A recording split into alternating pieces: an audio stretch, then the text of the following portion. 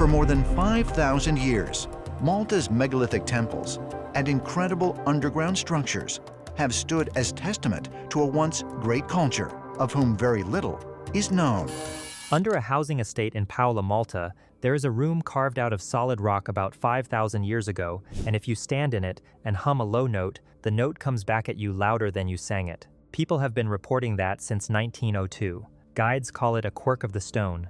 At least, that is what everyone assumed, until a team from the University of Huddersfield carried calibrated microphones down the stairs and found that the quirk is measured in centimeters. In 2017, the acoustics researcher Rupert Till published his numbers in the journal Antiquity. He had set a loudspeaker inside the small chamber at the heart of the site and placed microphones at 4 positions, some in the room, one about 15 meters away in the main hall. 2 meters from the wall, the meter read 42.4 decibels. 15 meters away, through stone, around 2 corners, outside the room entirely, it read 49.6. The sound got louder as it left.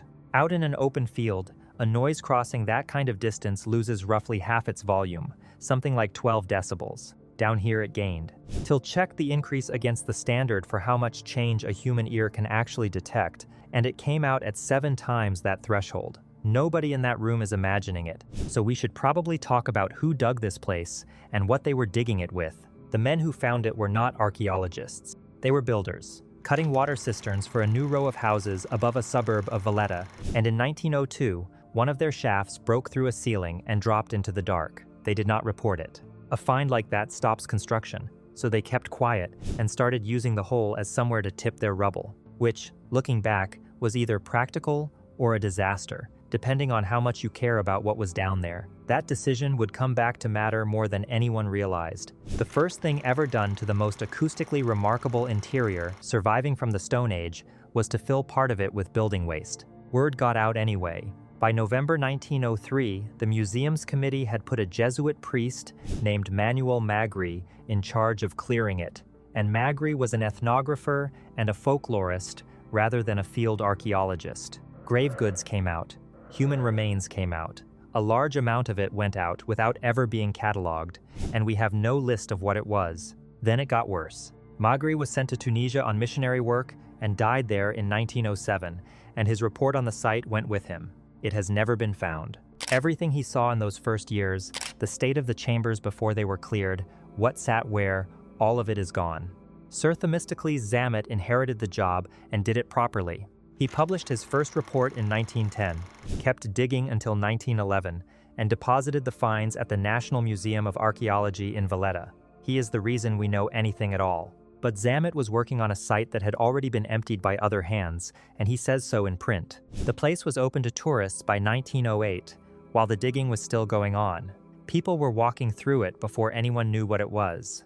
What sat underneath was a complex of interconnecting rock-cut chambers on 3 levels, running about 500 square meters and reaching roughly 10 meters down into the limestone. Nobody built any of it. They cut it out of the bedrock, every chamber, every doorway, every ceiling, by hand, using tools of stone, bone, antler, and obsidian, working by whatever light a burning lamp gives you underground. Radiocarbon dates published by David Trump put the upper level between 3600 and 3300 BC, the middle level between 3300 and 3000 BC, and the lower level between 3150 and 2500 BC. Hold on to that middle number. The level everybody argues about is the one carved around 5,000 years ago, and it gave its name to an entire phase of Maltese prehistory. And it was full of the dead. Zamet's estimate, which he was careful to call very approximate, was that the bones of a minimum of 6,000 to 7,000 people had been placed in there, mixed in with animal bone and soil. The bones were heaped rather than laid out in any order. His reading was that the bodies were left somewhere else until the soft tissue was gone, and then the bones were carried down and added to the pile. A house for the dead, filled over centuries. Alongside them came pottery, shell buttons, clay beads, axe heads, amulets, and carved figures of people and animals. The most famous is a small clay woman lying on her side on a couch, asleep, about 12 centimeters long. Malta calls her the Sleeping Lady, and she has been sitting in a case in Valletta ever since. The site went on the UNESCO World Heritage List in 1980. It is the only prehistoric underground temple of its kind anywhere on Earth. And the deeper you go, the more finished it gets. The middle level holds carved doorways built from 3 stones in the shape used in Malta's surface temples, and a facade so precisely cut that early visitors named the chamber behind it the Holy of Holies. All of it fake, in the sense that none of those stones are structural. They are solid rock, shaped to look like masonry that was never assembled. But this story is not really about the burials. It is about one small room in the middle of the middle level and the hole in its wall. That room is uneven, with a floor sitting more than a meter lower than the passage outside it. In one wall there are 3 openings. 2 lead into other chambers. The third leads nowhere at all. It is a niche, roughly 65 centimeters by 60, cut into the rock and then simply stopping. Zamet looked at it in 1910 and guessed it had been made to hold something, a statuette or a cone or a small pillar. That is a fair reading, and it deserves respect. The trouble is, what happens when you speak into it? The accounts run for over a century, and they all say the same thing in different words. In 1920, a writer for National Geographic reported that a word spoken in that chamber was magnified 100 times over and could be heard through the entire structure. In 1940, another National Geographic writer described speech carrying through the whole space as if the rock itself were vibrating, with only the low sound spreading far. J.D. Evans, surveying the Maltese Islands in 1971, called it a deep echoing sound. David Trump, in 2000, wrote of a powerful reverberation to a deep voice. A local guidebook from 1966 put it plainly, that a man's deep voice reverberates in a most peculiar manner. Zamet himself, back in the 1920s, described low notes sung near the niche resounding and vibrating, and said voices were magnified and carried right through the place. 6 independent writers, spread across 80 years, none of them holding an instrument, all reaching for the same word, peculiar.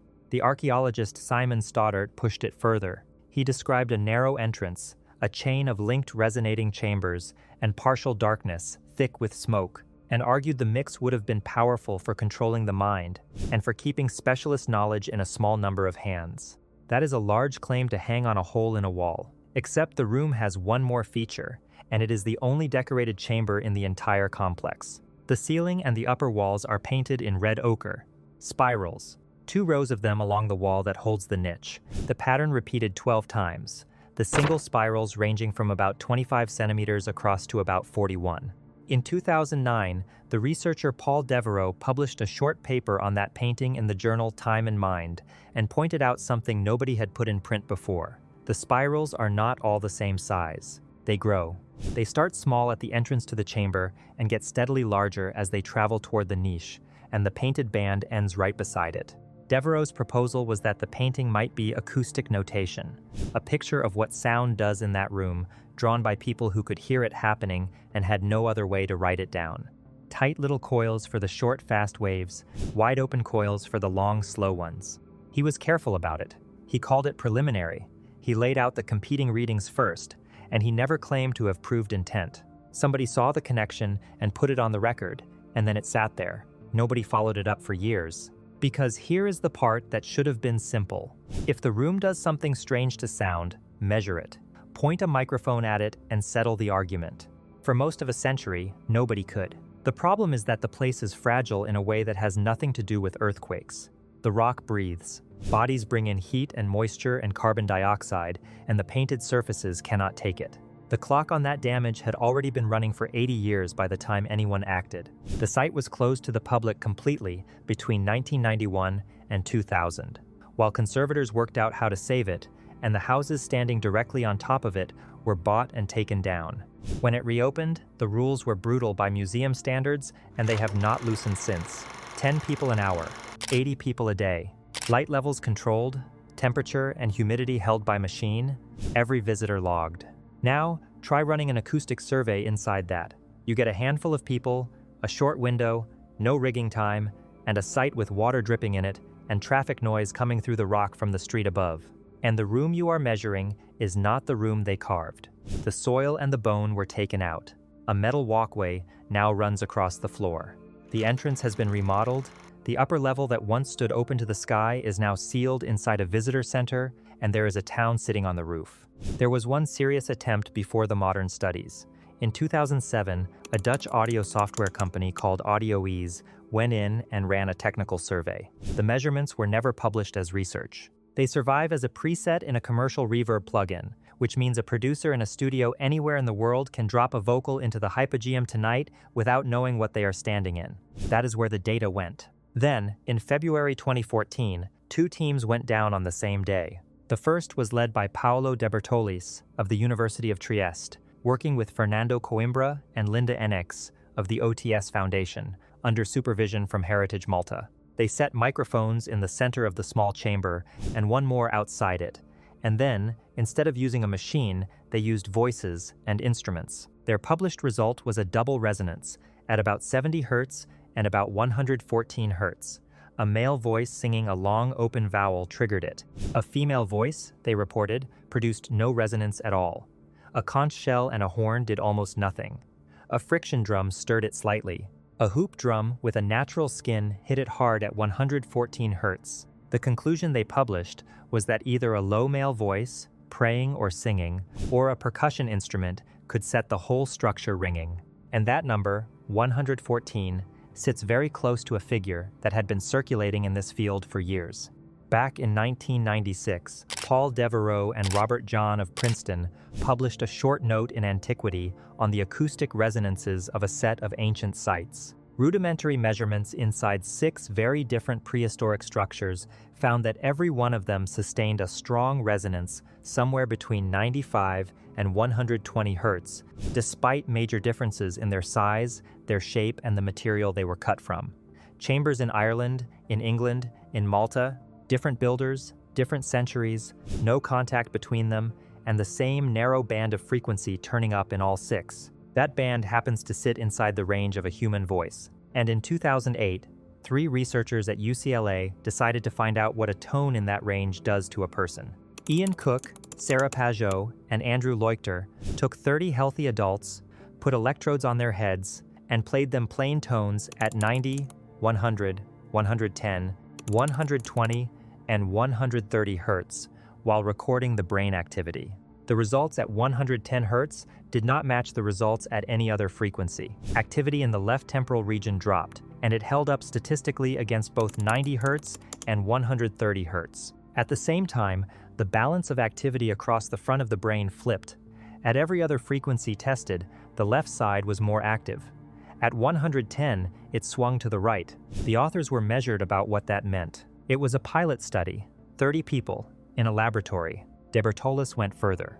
Reporting on later testing at the Clinical Neurophysiology Unit in Trieste, he said each volunteer had a personal frequency at which something shifted and that it was always somewhere between 90 and 120 Hertz. Some described thoughts arriving the way they do in meditation. Others reported seeing images. Linda Eneix, who was in the room in Malta, added the caution herself. Reacting to a tone through headphones in a laboratory, she said, is a very different thing from standing inside an ancient space with the air moving against your body. Pay attention to this next detail because it explains everything that follows. Rupert Till's team went into the same chamber on the same day immediately after Debertolis finished, and they did not use voices. They used a swept sine tone running from 20 Hertz all the way up to 20,000, played through a loudspeaker that had already been characterized in an anechoic chamber so its own coloring could be taken out. 2 omnidirectional studio microphones caught the response. From that, they calculated the impulse response of the space, which is the acoustic fingerprint of a room, everything it does to every frequency, independent of who is speaking. That is the difference between the 2 studies, and it is the whole difference. One asked what the room does to a man singing, the other asked what the room does. The reverberation time came back at up to 16 seconds at 63 Hertz. 16 seconds. A large cathedral runs around 8. Till has measured stone circles, concert halls, and painted caves in France and Germany, and he reported the low-frequency reverberation here as far greater than any of them. It is worth sitting with what that number does to a voice. Sing one low note, stop, and the note keeps going for a quarter of a minute. Sing a second note before the first one has died, and the 2 of them are in the room together arguing. Anything like a melody turns to mud within seconds. The only thing that survives in a space like that is a single, sustained tone, held for a long time by somebody who is not in a hurry. Then he ran the bass ratio, which is a simple comparison of how long the low frequencies hang around against everything else. For music, the desirable range is 1.0 to 1.3. For speech, 0.9 to 1.0. Inside the small chamber, it measured between 4.6 and 6.3. Outside it, in the larger space beyond, it measured over 15, 10 times what any acoustician would design for, in a modern building that reads as a fault report. But Till was not finished, not even close. The old accounts all insist on a man's voice, deep, male, low. Every guidebook repeats it. Till ran the speech transmission index for male and female voices at every microphone position in the room. The largest gap between them was 0.03, and the smallest difference a human being can detect is 0.05. Statistically, there was nothing there. Men and women came through the space equally clearly. His explanation in the paper is dry, and it lands hard. Previous male-focused readings, he wrote, may be the result of male authors testing male voices. So the effect is real, and the explanation everybody attached to it was wrong. The frequency is what creates it, and the frequency does not care who is producing it. Sing low enough and the rock answers, whoever you are. Till's own reading is that a woman's singing voice would actually give the best balance down there, the consonants staying clear while the low end gets swallowed and stretched by the reverberation, which leads to the strangest measurement in the whole paper. There is a standard in acoustics called articulation loss of consonants. Below 3% is ideal. Above 20% gets the official label worthless intelligibility. Across the main measuring positions here, the figure came in at 21.8, then 25.6, then 33.7. That is not a typo. Another metric put it in plainer terms. A listener standing out in the main hall would fail to catch roughly 80% of the syllables reaching them. Read that next to the loudness result and see what it does. Sound made in that little chamber arrives everywhere in the complex, and it arrives louder than it started, and it arrives as pure noise. Anyone standing in the oracle room could be heard by everybody in the building. Nobody outside the room could understand a single word of it. Till spells out what that would mean for anybody performing in there. A ritual singer, working from the oracle room, would be heard throughout the entire structure and understood by nobody except the handful of people standing next to them. Worse than that, and this is the detail that gets under your skin, a listener out in the main hall would find it difficult to work out where the singer even was. The sound arrives from everywhere at once. The French researcher Igor Reznikov, who has spent decades singing inside Paleolithic painted caves to map their resonant points, went down there and sang. His argument, published in 2014, is that this site sits on a direct line between the painted caves of the Ice Age and the stone chapels of medieval Europe. The same instinct, the same use of enclosed rock, thousands of years apart. There is an older reading that fits all of this uncomfortably well. The archaeologist Richard Bradley described the Maltese monuments as a series of screens, structures that offer one experience to some people and shut others out completely. David Turnbull took that further, pointing at the narrowing doorways and the small openings between chambers, and argued they controlled the flow of knowledge between a small group on the inside and a larger group outside. The measurements match that description exactly. Sound gets disguised and transformed as it travels in and out of the center. Ruben Grima, writing in 2016, called the whole complex a gateway through the boundary of the underworld and into the realm of the dead. Whether that was the intention, we cannot say, but we can say it is what the building does. Till also found that the frequencies everybody had been quoting were off. His primary resonances were 41, 72, and 76 Hertz, not 110, and not 114. He found signs of something around 26 Hertz, which sits below the range of any human voice at all. And in a line most coverage skipped completely, he noted that the main hall appears to hold a resonance both lower and more powerful than anything in the famous room, which means a century of attention may have been pointed at the wrong chamber. He said the site needed a proper survey. 6 years later, somebody would work out exactly what that meant. In 2020, Christina Wolfe, Douglas Swanson, and Rupert Till published the first full measurement of the entire middle level. They did not measure one chamber.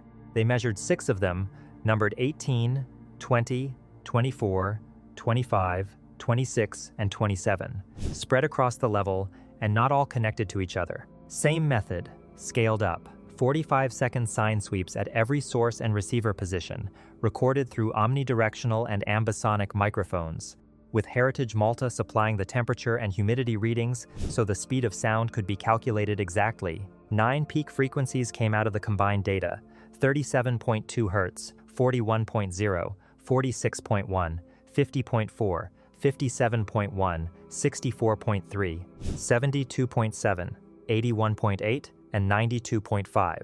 These were not one room's quirks. Each peak showed up in several chambers at once, chambers with solid rock between them. They held steady for between 5 and 8 seconds each, and the team could hear them while they worked. If the survey had stopped there, this would be a very different story. Instead, they built the site inside a computer. Heritage Malta had a high-resolution, three-dimensional scan of the chambers, and the team ran a simulation of the wave equation through that geometry alone. The simulation had no stone in it, no absorption values, no material properties of any kind, only the shape. The simulation produced the same 9 peaks. That result is the hinge of this entire story, and it is worth being precise about why. If the shape alone reproduces the sound, then the sound is not coming from the limestone or the humidity or the ghosts of the old deposits. It is coming from the dimensions. The peaks are room modes, the same physics that makes an organ pipe or a bottle sing at one particular note, which means the question stops being why does this room sound strange and becomes something far more uncomfortable. How much would you have to move a wall to break it? So they worked it out. They modeled each chamber as a simple box, calculated the note each box would produce, and then calculated how far a single wall could be shifted before that note moved by 3 Hertz, which is about the smallest pitch change a human ear can catch down at those frequencies. The answer came back between 10 and 25 centimeters. The tightest bounds were 10 to 15.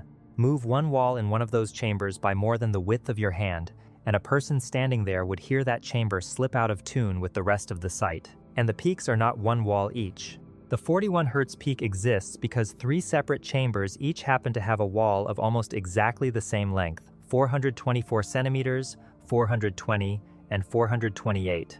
The 72.7 peak comes from 4 walls in 3 different arrangements. The 81.8 peak comes from 6 walls.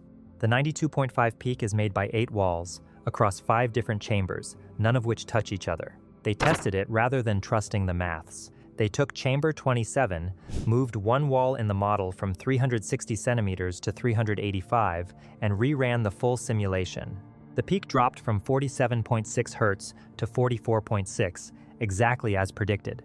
They did it again with a ceiling height, 235 centimeters, up to 245, and the 73 Hertz peak fell to 70. 25 centimeters of wall, 10 centimeters of ceiling. That is the margin. And the paper adds a footnote that makes it worse. 3 Hertz, they say, is a conservative estimate of what a person would notice. Measure the actual width of the peaks, and you get closer to 1 Hertz, which would make every one of those tolerances 3 times tighter. Then there is the shape of the 9 numbers themselves. Line them up and check the gaps.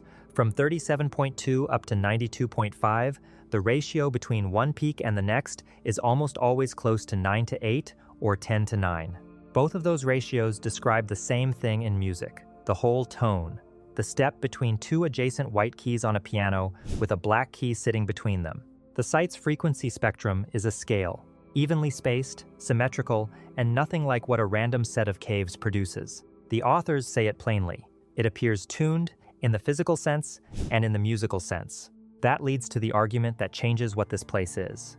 In modern room acoustics, frequency peaks 30 to 50 decibels above the surrounding response are a problem. You do not want them. Studios spend real money killing them. This site is covered in them, which means acoustically, it does not behave like a room. It behaves like a bell, or a gong, or a lithophone, a stone instrument struck to sound a note. The paper says so directly and then adds the observation that stops you cold. The process of shaping the hypogeum by hand, in the dark, with stone and bone, is the same process by which you tune a bell. You remove material until the pitch is right, and carving it would have been deafeningly loud, which means every hour of the work was also a test. The stone backs that up. Richard Skeets noticed that the walls on the upper level are rough, while the walls on the middle level, the level with all 9 frequencies in it, are smooth. A smooth wall scatters less and reflects more, which sharpens resonance and lengthens reverberation. Whoever polished those surfaces was making the room louder, whether or not that was the word they had for it. Nobody had to plan this on paper. Nobody needed a theory of standing waves. They needed ears, and thousands of hours, and the willingness to keep cutting until it sounded right. The team noticed something else during the fieldwork.